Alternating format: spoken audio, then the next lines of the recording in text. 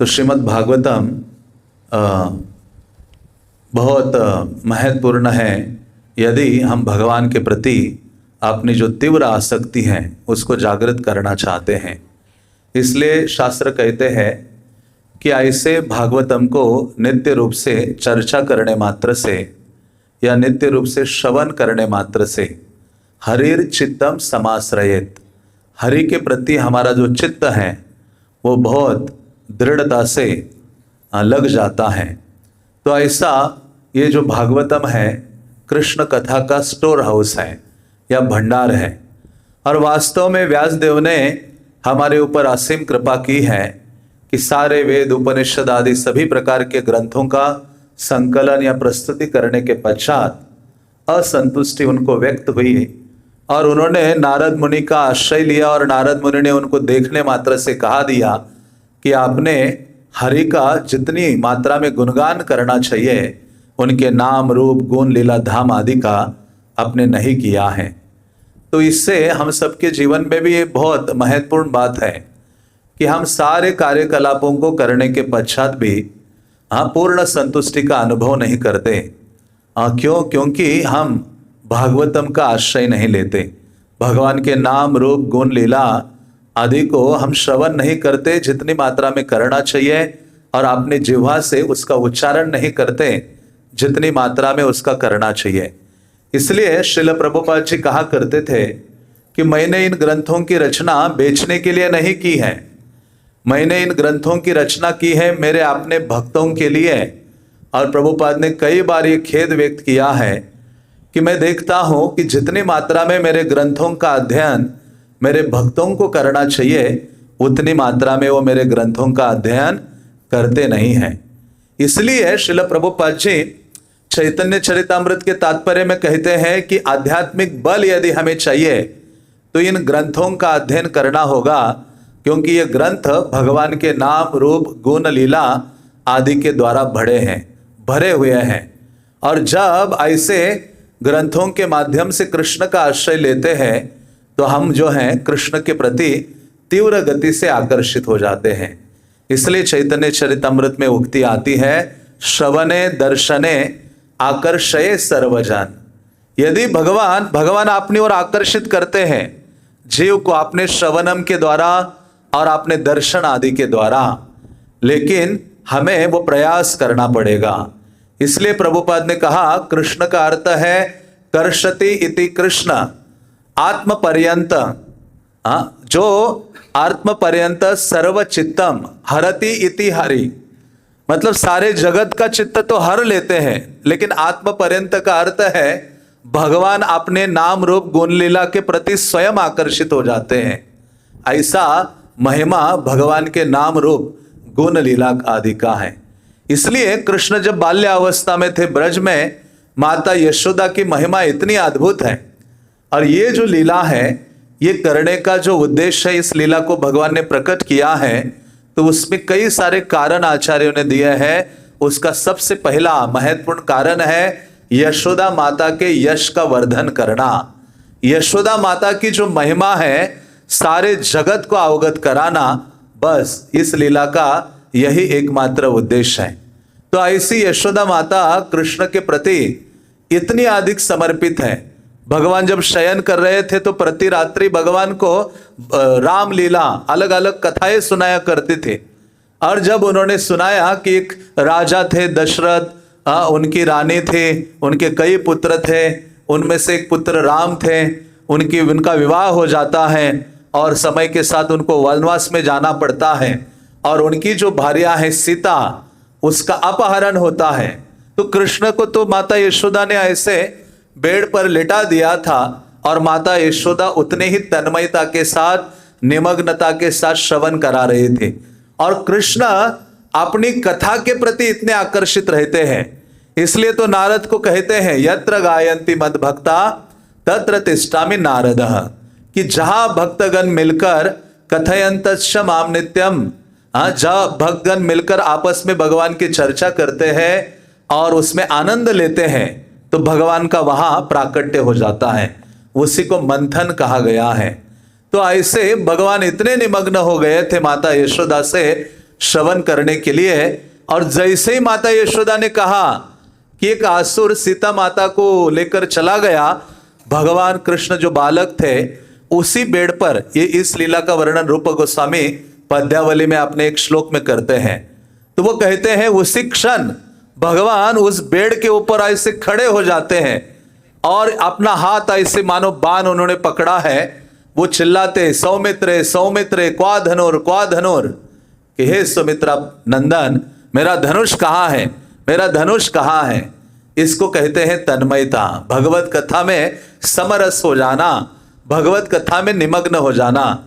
और जब तक ऐसी निमग्नता नहीं आएगी तब तक कल्याण बहुत दूर है।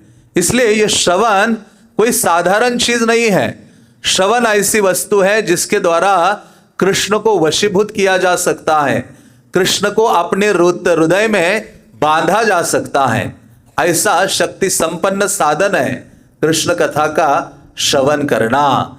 इसी कारण से प्रभुपाद ने जोर दिया सुबह के समय में भागवत का श्रवण करो, संध्या के समय में भगवत गीता का श्रवण करो और सोने से पहले कृष्ण लीला पढ़ो कृष्ण बुक से।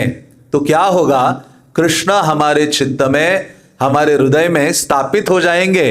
अन्य कोई उपाय नहीं है, क्योंकि कलियुगा के शुरुआत में ही परीक्षित महाराज ने इस साधन का आश्रय लिया है।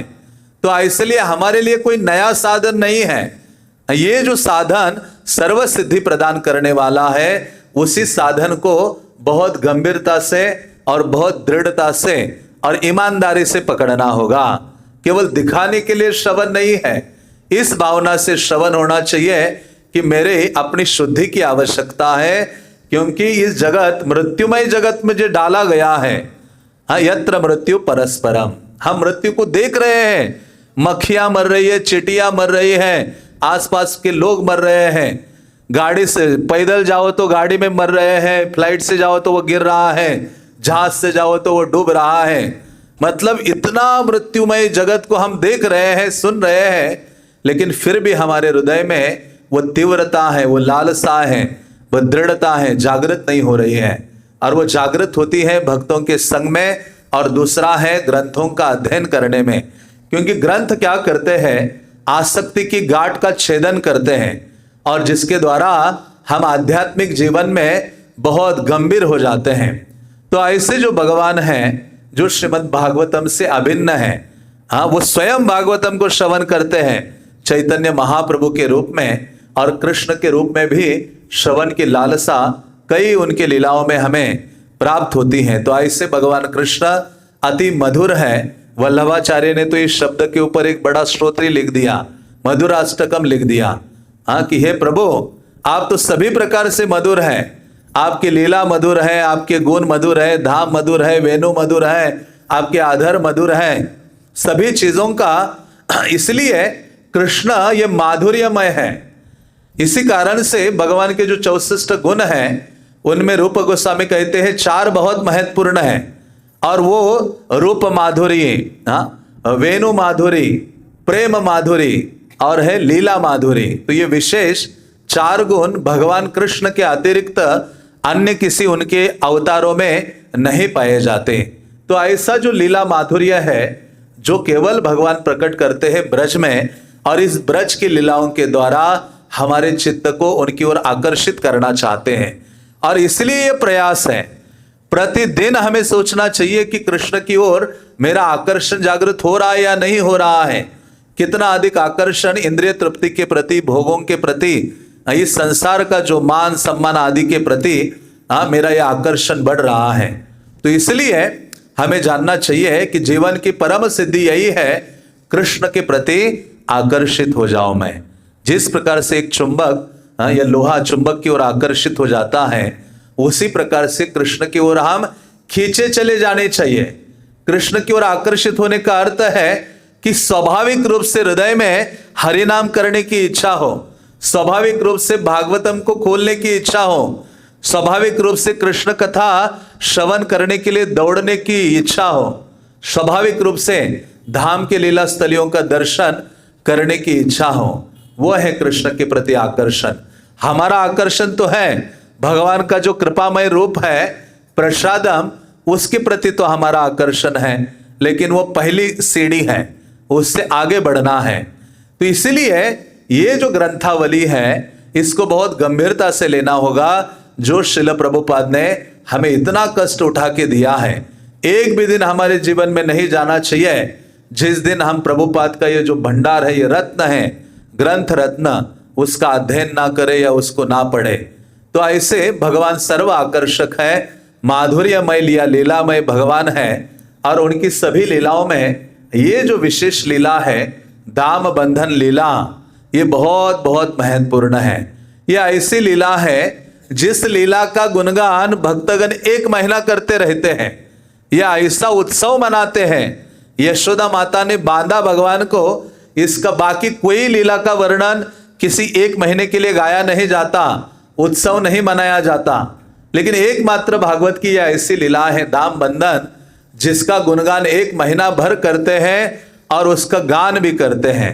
क्योंकि यह विशेष है, भक्त वत्सलता का प्रदर्शन भगवान ने किया है, भक्त वश्यता का प्रदर्शन किया है। इसलिए शुकदेव गोस्वामी आप देखेंगे बड़े भावपूर्ण उसका उच्चारण कर रहे हैं। ऐसा नहीं है कि चलो थोड़ा शॉर्टकट मार के निकल पड़ता हूं, हर चीजों का डिटेल वर्णन कर रहे हैं। चाहे यशोदा माता ने जो श्रृंगार आदि किया है, फ्लावर्स धारण किए हैं, पुष्प आदि धारण किए हैं, उन सब चीजों का वर्णन करते करते इन दाम बंधन लीला का बड़े भावुकता के साथ या भावयुक्त वर्णन करते हैं। और हमारे आचार्यों ने भी इस लीला पर बहुत सारी टीकाएं प्रस्तुत की हैं। सनातन गोस्वामी आदि ने भी अपना जो भाष्य है वो प्रदान किया है। इसलिए इसको दाम उत्सव कहा जाता है। इंग्लिश में भक्तगण कहते हैं रोप फेस्टिवल, कि ऐसा उत्सव है जो सब मनाते हैं। प्रभुपाद कहते हैं कि ऐसा किसी, एक लेक्चर प्रभुपाद दे रहे थे इस पर, तो प्रभुपाद कहते हैं कि आपने किसी भक्त को या किसी व्यक्ति को देखा है, जो व्यक्ति ऐसी रस्सियां लेकर टेंपल में पहुंच गया, भगवान आज आपको बांध के रखूंगा, साथ में मैं रस्सियां लेकर आया हूं, कहते ऐसा देखने को नहीं मिलेगा। लेकिन यहां ब्रज में यह संभव है। ब्रज में ये सब चीजें संभव है क्योंकि ब्रजवासियों का जो प्रेम है वो पहाड़ के समान है, और उस पहाड़मय प्रेम के नीचे कृष्ण दब जाते हैं। ऐसा दब जाते हैं कभी उठने का सामर्थ्य नहीं है। इसलिए वो मथुरा जाए, द्वारका जाए, तो भी ब्रज के प्रेम से दबे ही होते हैं और वहां से ब्रज आने की इच्छा जताते हैं। मोहे उद्धव मोहे ब्रज विसरत नाय। तो ऐसा ये जो ब्रज है, ब्रजवासियों का जो प्रेम है निर्मल भास्कर के समान, ये जो प्रेम है जिसके नीचे कृष्ण दबे हुए हैं। और दबे हुए का अर्थ क्या है, क्या दबा है भगवान का, भगवत्ता दब गई है कि मैं परम भगवान हूं। ऐसी जो भगवत्ता है वो दब गई है। यहां कृष्ण कितने भी चिल्ला चिल्ला के बोले कि अरे मैं भगवान हूं, supreme personality of God head, यहां कोई इस बात को सुनने के लिए तैयार नहीं है।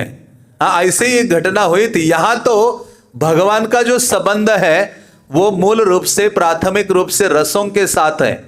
भगवान के साथ उनका संबंध इससे नहीं है कि भगवान सृष्टा है, पालक करता है, या भगवान संहार करता है। इससे संबंधित भगवान के साथ उनका संबंध नहीं है। यहां ब्रजवासियों का जो संबंध है वो रसमय संबंध है और वो प्राथमिक संबंध माना गया है। इसलिए भगवान दबे हुए हैं प्रेम के कारण। ऐसे इसलिए हुआ, एक घटना आती है लीला कि एक बार भगवान अपने सखाओं के साथ खेल रहे थे और कई प्रकार के खेल खेल रहे थे। तो उसमें भगवान का जो कुश्ती है वो हो रहा था श्रीराम के साथ। तो श्रीराम सामने खड़ा था, सारे सखागण इर्द गिर्द थे, भगवान उनके साथ अभी कुश्ती खेलने वाले हैं। तो भगवान ने सोचा कि अरे थोड़ा श्रीराम को डराता हूं, वो डर के ही कुश्ती ना खेले, मैं अपना प्रभाव दिखाता हूं श्रीराम को। पहले तो इन्होंने अपना प्रभाव राधा रानी को दिखाया था बांडीर वन में, वहां कुश्ती खेलने के लिए गए थे। भगवान ने बहुत सारी डींगे मारी और कहा कि मैं तो ऐसा हूं, मैं वैसा हूं। और फिर 2 ग्रुप बने थे वहां, एक राधा रानी का ग्रुप था, एक कृष्ण का था। वहां से जो योद्धा थे वो राधा रानी थी, यहां से कृष्ण थे, और दोनों साइड से सब तैयारी हो रही थी या कुश्ती के लिए। वो सारे वस्त्र अलग अलग धारण कर रहे थे, कृष्ण को सजाया जा रहा था, मालिश की जा रही थी उनके शरीर पांव आदि दबाए जा रहे थे और वह राधा रानी और सखिया सामने तैयार थे। और जैसे ही कृष्ण उस मल्ल युद्ध के लिए ऐसे अपना पांव डालने वाले थे कुर्सी पर उठकर, तो उस समय राधा रानी की जो शरीर से लगी हुई जो हवा है वो आकर कृष्ण के शरीर में लगती है, तो कृष्ण के पांव ऐसे कांपने लगते हैं। कृष्ण कहते, श्रीदाम मधुमंगल आदि कहते कि अरे क्या हो गया, अभी तो आपको खड़ा रहना है, उससे पहले ही आपके शरीर में सारा कंपन आ गया है। और जैसे भगवान खड़े होकर राधा रानी की ओर देखते हैं, मल्ल युद्ध के लिए वो तत्पर है, तो कृष्ण धड़ाम गिर जाते हैं। और सारी जो राधा रानी का सखियां हैं वो क्या कहती है, जय जय श्री राधे, राधा रानी का गुणगान करते हैं। तो ऐसा ही ये कुश्ती का प्रसंग श्रीदाम के साथ आता है। और वो जो आता है तो भगवान कहते हैं, इनको डराता हो थोड़ा सा। भगवान कहते हैं कि श्रीदाम, तुम जानते हो मैं कौन हूं? तो वो इतना सीरियसली नहीं लेते कृष्ण की बात। तो भगवान कहते हैं, श्रीदाम देखो मैं परम भगवान हूं।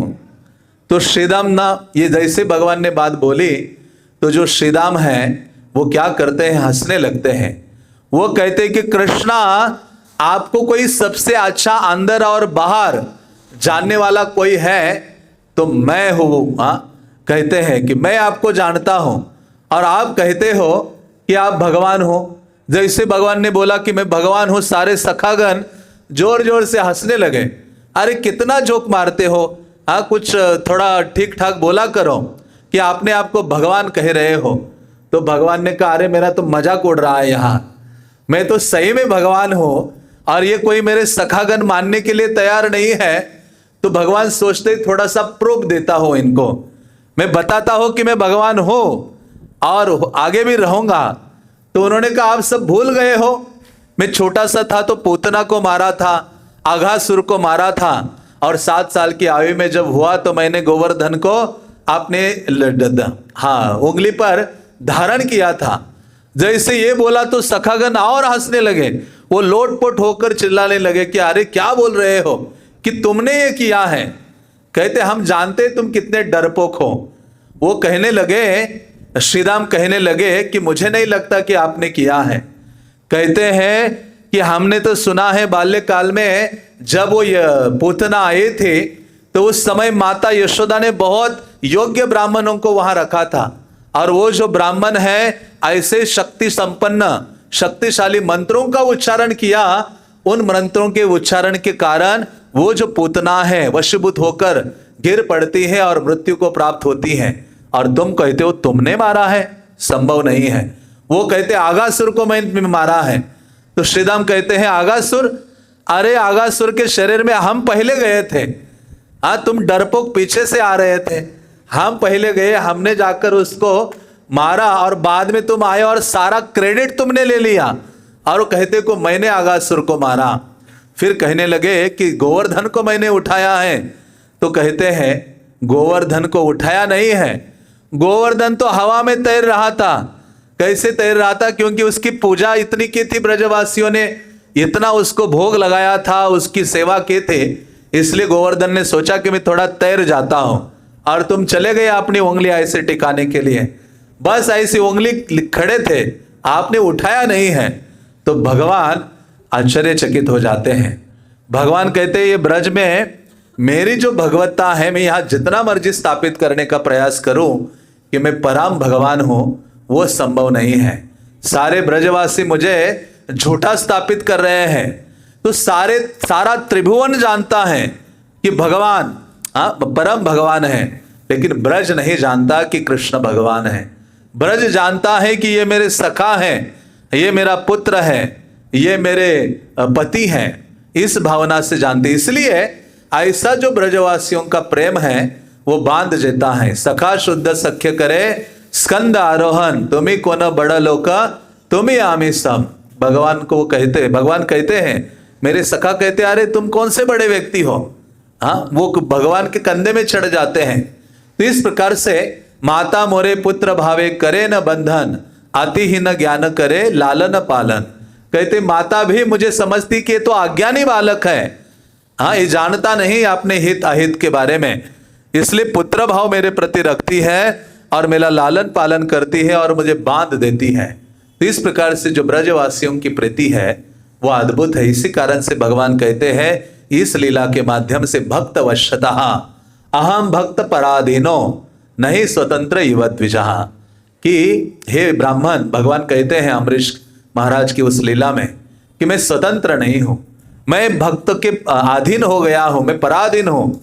तो इस प्रकार से ये जो ऐसी मधुर मधुर लीलाएं हैं भगवान करते हैं ब्रज में, और उसमें ये जो लीला है बहुत विशेष है, दाम बंधन लीला। हाँ, तो उसकी चर्चा हम संक्षेप में करते हैं। आप सबने सुना है, लेकिन हम अपनी शुद्धि के लिए दोहराते हैं कि एक समय में जो माता यशोदा है, एकदा ग्रह दासीषु यशोदानंद गेहिनी कर्मांतर नियुक्तासु निर्मंथ स्वयं दधी। तो वहां कहते हैं कि जो माता यशोदा है उन्होंने देखा कि सारी दासियां अन्य कार्यों में नियुक्त है या लगी हुई है, तो ये स्वयं दधि मंथन करने के लिए लग जाती है और स्वयं भगवान कृष्ण के लिए दधि का मंथन करती हैं। बल्कि इस अध्याय की शुरुआत के श्लोक में ही इस बात पर जोर दिया गया है, माता यशोदा से बंधे भगवान इसलिए क्योंकि स्वयं उनकी सेवा में लगी, और साथ ही साथ क्या, दधि निर्मंथने काले स्मरंती तान्य गायतः, जब वो स्वयं ऐसे नहीं की सेवा में लगा दिया और वो बैठी हैं, स्वयं भगवान की सेवा में लगी है मन वाणी शरीर के साथ, और भगवान का स्मरण कर रही है, उनके नाम रूप गुण लीला का गान कर रही है। और इसी कारण से क्या है कि भगवान बंधने के लिए तैयार हो जाते हैं। तो ऐसी माता यशोदा भगवान के लिए ये सब कर रही थी। जिस समय भगवान की आयु लगभग 3 साल और 4 महीने की थी, और 4 महीने की थी, तब ये जो लीला है विशेष रूप से घटित हुई थी। गोकुल में ये लीला दाम बंधन लीला घटित थी। आप सब जानते हैं दीपावली का वो विशेष दिन था, और सारी जो गोपियां हैं मक्खन बना रही थी इंद्र पूजा के लिए। और सुबह माता यशोदा ने देखा कि कृष्ण शयन कर रहे हैं, नील कमलवत उनका स्वरूप है।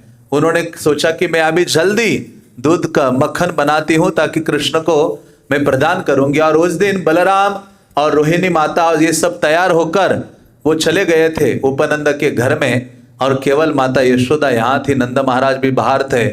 तो इसलिए मंथन कर रहे थे। आचार्यगण कहते हैं कि उनके हृदय में प्रगाढ़ प्रेम उत्पन्न हो गया, और दूसरा इसलिए कि ये चोरी बंद करेगा, और तीसरा इसलिए कि मैं वो मक्खन पहले नारायण को अर्पित करूंगी, फिर मेरे पुत्र को खिलाऊंगी, जिसके द्वारा उसका जो स्वास्थ्य है वो ठीक रह सकता है। तो ऐसी माता यशोदा का भावना था। और प्रभुपाद कहते हैं माता यशोदा का मतलब है जो यश देने वाली है। कौन सा यश देने वाली है कि इस यश के द्वारा वो स्थापित करना चाहती है कि कृष्ण जो है भक्तों के कंट्रोल में या वशीभूत हो जाते हैं। तो माता यशोदा ये सोचा, सुबह वो उठकर दधि मंथन करने लगी, और मंथन करते करते उन्होंने भगवान के जो गीत है, बल्कि माता यशोदा जैसे कृष्ण की कुछ लीला होती थी, गवैयों को बुलाकर उनसे गीत रचना करती थी, कवियों को बुलाकर, और उन्हीं गीतों को वो गाया करती थी। और वो दधि मंथन करने लगी, उस समय भगवान कृष्ण उठ जाते हैं और जल्दी उठते हैं, देखते हैं कि माता यशोदा मेरे निकट नहीं है, मेरा विचार नहीं कर रही है। तो उस समय कृष्ण भूखे थे, प्यासे थे, भगवान चिल्लाते हैं माँ माँ। तो उस समय मानो भगवान तो आत्माराम है, आत्माराम है, परम ब्रह्म है, उनको भूख लगने लगी है। कौन सी भूख लगी है? प्रेम की भूख लगी है। इसी कारण से चैतन्य महाप्रभु कहते हैं कि मुझे कोई नौकरी दे दो, दास करी वेतन मोरे देह प्रेम धन। महाप्रभु कहते हैं हमारे जीवन में केवल एक ही कामना होनी चाहिए, भगवत प्रेम प्राणे की कामना।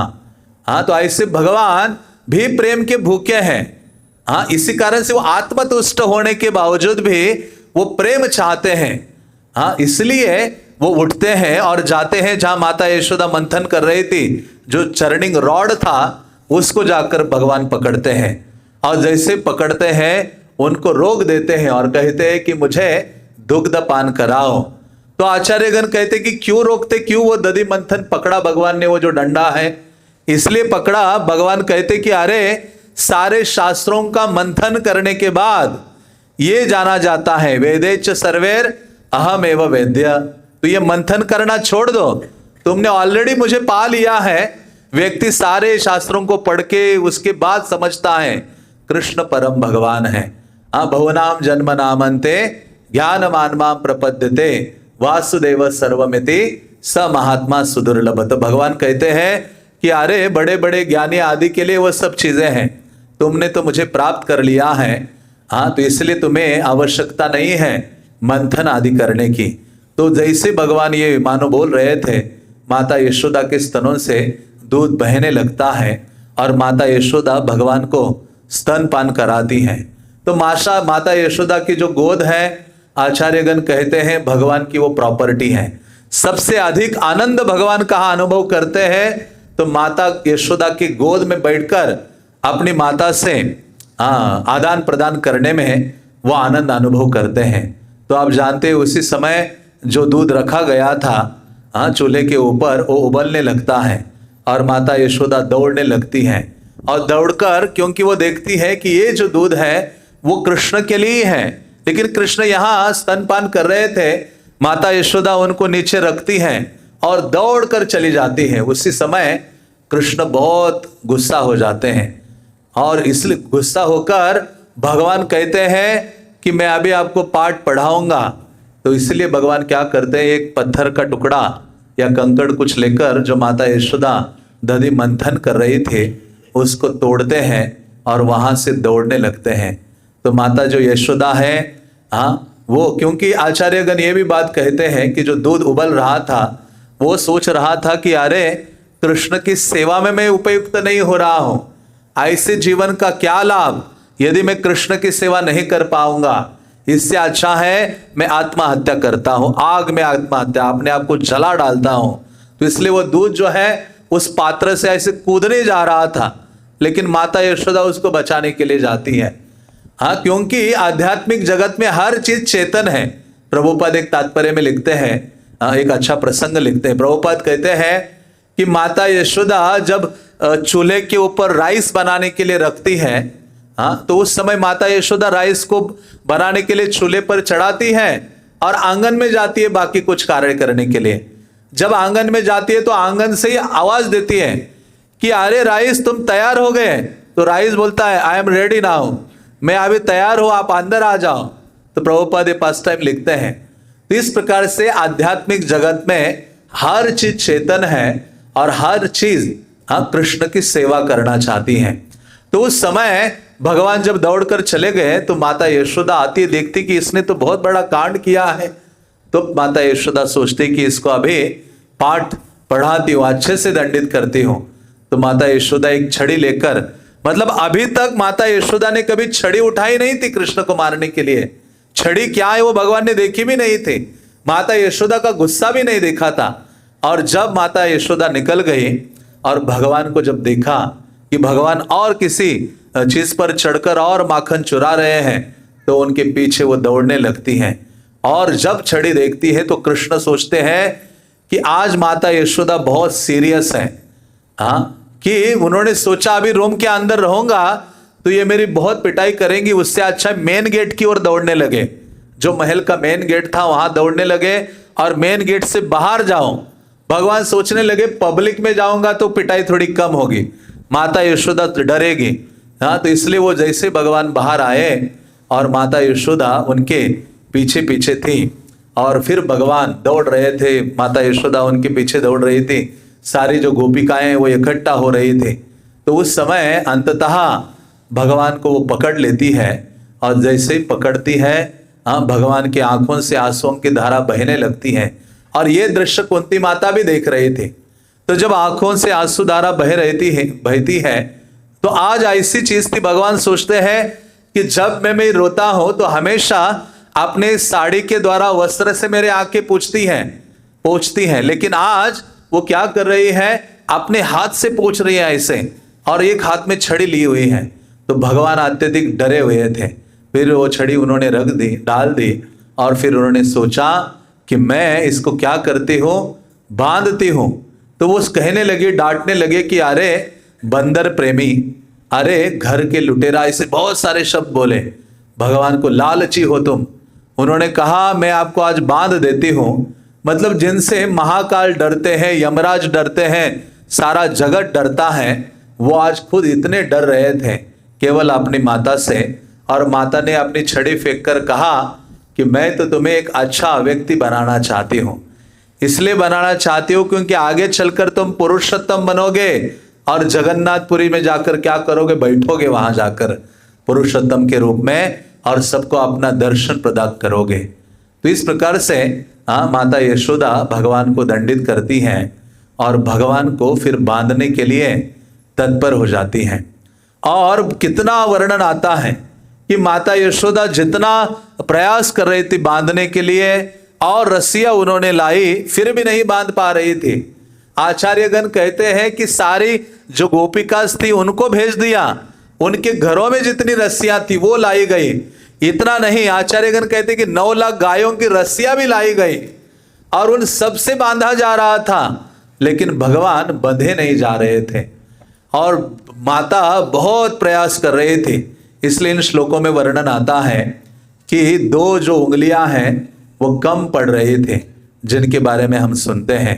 तो जैसे ही बांध रहे थे तो भगवान की एक विशेष शक्ति है जिसको कहते हैं विभू शक्ति। ये जो विभू शक्ति है वो प्रकट हो गई और वो दिख नहीं रहे थे। विभू शक्ति प्रकट होने के कारण माता यशोदा कहते अरे इसका जो पेट है मेरे 2 हाथों के उंगलियों में ऐसे आ जाता है। रोज तो सुबह नहलाती हूँ तो देखती हूँ इतना छोटा सा है, लेकिन अभी मैं देख रही हूँ कि तो ये बंधा नहीं जा रहा है। वो आश्चर्यचकित होती है, सारी जो सखियां हैं वो आश्चर्यचकित होती है। हाँ, तो ये जब होता है तो सुबह ये कार्यक्रम शुरू किया था बांधने का और कब तक चला, ये दोपहर हो गई तब तक सफल नहीं हो रही थी। दोपहर के बाद अंततः माता यशोदा भगवान को बांध पाती हैं। क्यों बांध पाती है? तो आचार्यगण लिखते हैं कि जैसे माता यशोदा बांध रही थी उसका जो प्रयास है, परिश्रम जब देखा, और परिश्रम देखा क्या, माता यशोदा के परिश्रम से जो एक बूंद जो पसीना है वो ऐसे गिर के भगवान के शरीर पर, हाथ पर गिरता है। जैसे गिरता है कृष्ण मेल्ट हो जाते हैं। मेल्ट मतलब भगवान पिघल जाते हैं। फिर आचार्यगण के एक दूसरी लीला का भी वर्णन करते हैं। वो कहते कि जैसे वो बांधा जा रहा था, श्रीमती राधा रानी एक बाल्य रूप में प्रकट होती है और वो लाकर माता यशोदा के पीछे आकर अपने जो बालों में रिबिन बंधी जाती है वो ऐसे यशोदा माता के हाथ में देती है। और मतलब जब ये माता यशोदा बांध रही थी तो एक बड़ा मुलायम सॉफ्ट सा हाथ ऐसे आता है और उसका स्पर्श कृष्ण को होता है। तो भगवान कहते अरे ये किसका स्पर्श है, और तब भगवान और पिघल जाते हैं और जिसके द्वारा भगवान स्वयं को प्रदान करते हैं यशोदा माता के प्रति, और माता यशोदा अंततः उनको बांध देती हैं। हाँ, इसलिए वो 2 उंगलियां क्या है, आचार्यगण कहते हैं कि हमारा जो प्रयास है, हाँ प्रयास, उसको प्रभुपाद कहते हैं कृष्ण प्राप्ति का जो लौल्य है, कृष्ण प्राप्ति की जो लालसा है वो होनी चाहिए। तत्र लौल्यम मूल्यम एकलम जन्म कोटि सुकृतिर बिना लभ्यते। यही एकमात्र मूल्य है भगवान को बांधने का। एक है कि हमारा जो लौल्य है, लालसा है, या हमारा जो प्रयास है, और दूसरा क्या है, कृष्ण की जो कृपा है। हाँ, भगवान जब हमारा प्रयास देखेंगे, हमारी लालसा देखेंगे कि हम भगवान के लिए व्याकुल हैं, हम संसार के लिए व्याकुल नहीं है, भगवान के लिए व्याकुल है, कृष्ण कथा के लिए व्याकुल है, गुरु वैष्णव की सेवा के लिए व्याकुल है, तो भगवान जब ये व्याकुलता, हमारा प्रयास देखेंगे कि भक्त सुबह रोज उठ रहा है, प्रभुपाद की आज्ञा का पालन कर रहा है, तो भगवान ये जब देखते हैं तो भगवान अपनी कृपा का वर्षाव करते हैं और अंततः भगवान बंध जाते हैं, अपने आप को दे देते हैं उस भक्त को। इसलिए, और भगवान को जब बांधा गया, आप सबने सुना है, तो उस समय सब आते बच्चे दौड़कर, तो बलराम जी भी आते हैं। बलराम को किसी ने दूर से ही कहा था कि अरे कृष्ण को बांधा गया है, तो कहते किसकी हिम्मत हो गई उनको बांधने की, जिसने बांधा है वो जानता नहीं मैं संकर्षण हूं, शेषनाग हूं, सारा ब्रह्मांड को आग लगा दूंगा, इस ब्रज को पूरे विश्व से आप्लावित कर दूंगा अपने हजारों मुखों के द्वारा। ऐसे भावावेश में आ गए। कौन है ऐसे पता जब कहने लगे तो एक दूसरे बालक ने कहा, उनको जो बांधा है ना, किसने बांधा है? यशोदा माता ने बांधा है। और जैसे बोला यशोदा माता ने, हम बलराम जी चूहे के समान ऐसे छोटे हो जाते। हाँ, कहते अभी तब उनको चिल्लाते हैं, मैंने तुम्हें बोला था चोरी मत करो, किसी और ने बांधा होता तो मैं उसको निपटता। हाँ, लेकिन ये जो माता यशोदा ने बांधा है वो साधारण नहीं है। तो उससे पहले ये भी हुआ था कि माता यशोदा जब निकट मतलब थोड़ी साइड में थी और ये चिल्लाने लगे। हाँ, क्या उनको पता नहीं है कृष्ण कौन है? ये साक्षात परम भगवान है। नरसिम्हा यही है, नारायण भी यही है, वराह भी यही है, और उनकी सेवा के लिए मैं अनंत शेष हूं। तो ऐसे सब बोल रहे थे। माता यशोदा साइड से आती है उस एरिया में, कहते अच्छा, श्रीमद राधा गोविंद महाराज, इस बात को आपने कई प्रवचनों में दोहराए हैं। तो उस समय माता यशोदा जब ये कहती है उनको कि अरे इतने सारे घर पड़े थे, तो ये सारे अवतारों को, सारे भगवानों को मेरा केवल गोकुल का घर ही मिला था कि उनको यहाँ ही अवतरित होना था। तो ये सुन के वो शांत हो जाते हैं और फिर आगे भगवान यमल अर्जुन के उद्धार के लिए निकलते हैं। तो संक्षेप में समय तो हुआ है, तो 3 महत्वपूर्ण शिक्षा इस पूरे लीला से हमें प्राप्त होती हैं। पहली शिक्षा, पहला कारण क्या है? क्योंकि हर लीला के पीछे तत्व विचार होता है और लीला विचार होता है। तो इसके पीछे कई कारण कहे जा सकते हैं, लेकिन आचार्यों ने 3 कारण प्रस्तुत किया है। पहला कारण क्या है इस लीला के पीछे भगवान का? वो है कि यशोदा माता की जो महिमा है वो बढ़ाना। हाँ, मतलब जिसने, भगवान कहते अरे माता यशोदा ने मुझे यश दिया है, मैं फेमस हूं, माता यशोदा के कारण हूं, इसलिए मैं माता यशोदा का यश बढ़ाना चाहता हूं। ये यथा माम प्रपद्यन्ते। तो मतलब भक्त की महिमा को भगवान बढ़ाना चाहते हैं, इसलिए अर्जुन के सारथी बनते हैं भगवान की भक्त की महिमा को बढ़ाने के लिए। दुर्वासा मुनि जब आते हैं भगवान के पास, जब उनके पीछे चक्र लगता है, तो भगवान कहते हैं अहम भक्त पराधीनो, जाओ जो तुमने अपराध किया है मेरे दुर्वासा के प्रति जाओ, शरण लो, तभी तुम मुझसे मुक्त हो सकते हो। तो अमरीश की महिमा को बढ़ाते हैं। युधिष्ठिर महाराज की यज्ञ में जितने अतिथि आते थे उनके शूज रखने की सेवा करते भगवान, चरण धोने की सेवा करते हैं, तो भक्तों की महिमा को बढ़ाते हैं। उसी प्रकार से चैतन्य महाप्रभु प्रभुपाद की महिमा को बढ़ाते हैं। भगवान ने कहा पृथ्वी ते आछे जत नगरादि ग्राम, सर्वत्र प्रचार होई बे मोर नाम। तो चैतन्य महाप्रभु तो प्रचार कर सकते थे सारे विश्व में, उन्होंने तो बंगाल, उड़ीसा, थोड़ा बहुत इधर आ गए, वृंदावन, दक्षिण भारत आदि गए, लेकिन ये जो कार्य भगवान तो पूरे विश्व में भी जा सकते थे, लेकिन उन्होंने महिमा बढ़ा दिया किसका? श्रील प्रभुपाद का। तो ये भगवान का स्वभाव है, जो उनकी सेवा में नियुक्त होता है अपना स्वार्थ आदि को दूर रखे, अनुकूल भावना से सेवा करता है, अनन्य भावना से सेवा करता है, तो भगवान उसकी महिमा इस संसार में बढ़ाते ही बढ़ाते हैं। उस भक्त को अपनी महिमा बढ़ाने के चक्कर में नहीं लगना पड़ता, भगवान वो अपने पास लेते वो जिम्मेदारी। और दूसरा क्या है? भक्ति की श्रेष्ठता को स्थापित करने के लिए कि ये जो भगवत भक्ति है बाकी सारी चीजों से सर्वश्रेष्ठ है। भक्त्या तो अनन्य या शक्यम अहम एवं विधो अर्जुना, कि हे अर्जुन भक्ति के द्वारा ही मैं जिस प्रकार से हूं वो जाना जा सकता है। भक्त्या माम अभिजानाति यावन चास्मि तत्वतः, भगवान ने गीता में कितना स्थापित किया है। भगवान ये भी बोलते हैं अनन्य चिंतयन्तो माम ये जना पर्युपासते है। तो इन सब चीजों में भक्ति की जो श्रेष्ठता है उसको स्थापित करते हैं।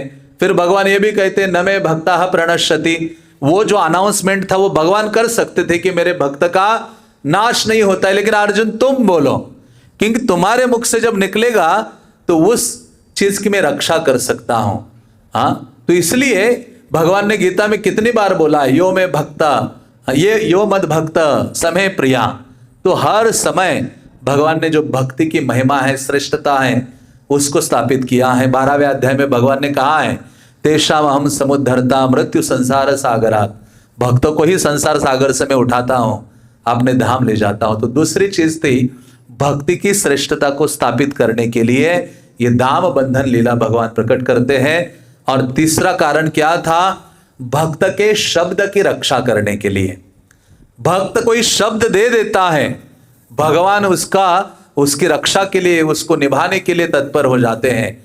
इसलिए प्रहलाद महाराज ने कहा था, सत्यम विदातुम निज भृत्य भाषितम व्याप्तिम च भूतेषु अखिलेषु चात्मना आदृश्यताद्भुत रूपमुद्वहन स्तंभे सभायाम न मृगम न मानुषम। जब हिरण्यकश्यपु ने पूछा, अरे तुम्हारा विष्णु क्या इस खंबे में भी है? एक क्षण का विलंब न लगाते हुए इतना दृढ़ प्रगाढ़ श्रद्धा प्रहलाद महाराज ने कहा, इसी खंबे में है। तो भगवान अपनी सब जगह में उपस्थित हो। और प्रहलाद ने बोला, इस खंबे में हो।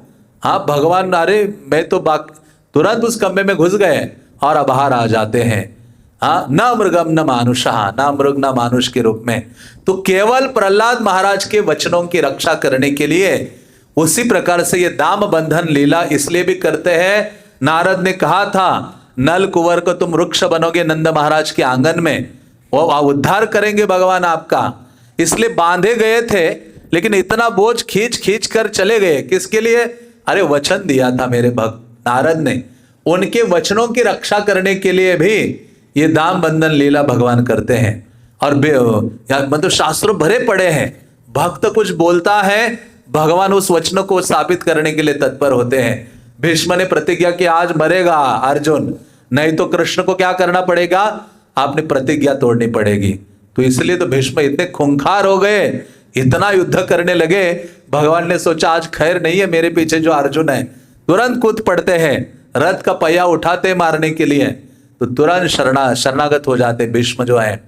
हाँ, तो इस प्रकार से भगवान अपनी प्रतिज्ञा तोड़ सकते हैं, लेकिन भक्त के वचन की रक्षा करने के लिए प्रस्तुत होते हैं। इसलिए प्रभुपाद ने भी जब इस्कॉन जोह की जो जमीन प्राप्त हो गई और भक्तों को इतना कस दिया, मारा पीटा, मूर्ति विग्रह को भी तोड़ने वाले थे, गुंडे आकर भक्तों को ऐसे अमेरिकन माताओं का बाल पकड़कर ऐसा उनको पिटाया, प्रभुज लोगों को, ब्रह्मचारी को गुंडों ने।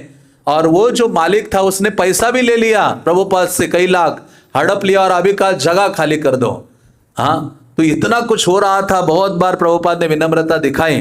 फिर एक रात प्रभुपाद बहुत दुखी हो गए, भक्तों को कष्ट हो रहा है। प्रभुपाद ने हाथ जोड़े नरसिम्हदेव को, हे नरसिम्हदेव, ये जो मिस्टर के हैं, लीलामृत में उनका नाम जानबूझकर नहीं दिया, उनको के करके संबोधित किया है। उन्होंने कहा कि प्रभुपाद, हे नरसिम्हदेव, हाँ इनको जरा संभालो आप।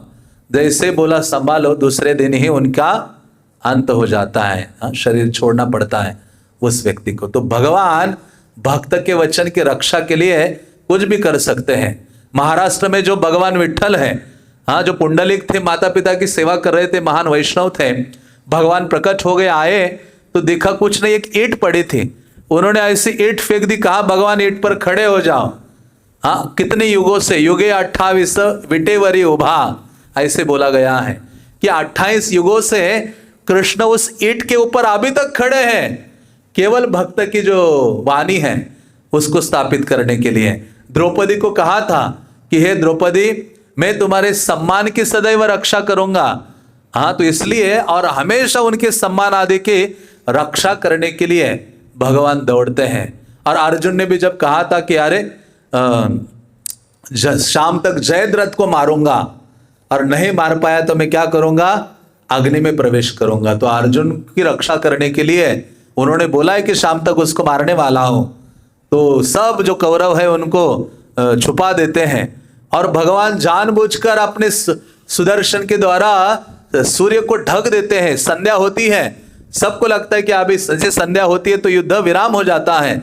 अब एक सब निडर हो गए कौरव के, अभी युद्ध विराम हो गया और जयद्रथ को सामने लाया और इतने हंस रहे थे कि अभी अर्जुन मरेगा, चिता जलाई गई। और उसी समय भगवान ने सुदर्शन को थोड़ा ऐसा साइड किया, सूर्य ऐसा तपा हुआ निकला। भगवान ने कहा ये रहा सूर्य और ये रहा कौन है सामने?